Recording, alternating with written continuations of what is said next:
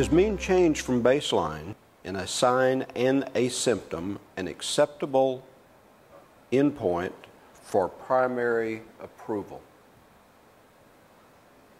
In more than one trial, yes. Okay.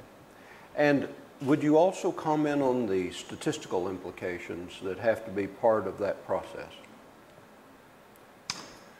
Are you looking for one unit score, or are you looking for a statistical value that would accompany other kinds of clinical trials? If you know ahead of time how much of a difference in a sign is clinically significant, or theoretically in a symptom is clinically significant,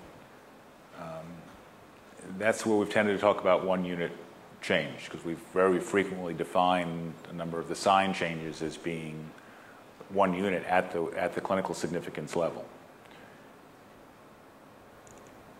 As I mentioned earlier, in many cases with signs and symptoms, we don't know how much of a difference is clinically significant. And so what we have been willing to say is the amount of change in a symptom that also causes a sign to change is clinically significant, and vice versa.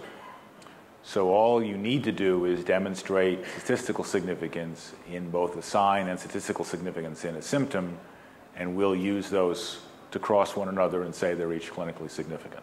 Okay. Thank you. How about from the other panelists? Dr. Flugfelder or Dr. Abelson?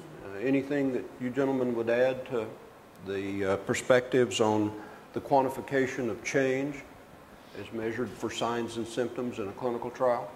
I totally subscribe to Wiley's position on this, and it's been very clear, and it's a clear line and goalpost for us, and it's reasonable, and it's been the standard for decades. So I think it's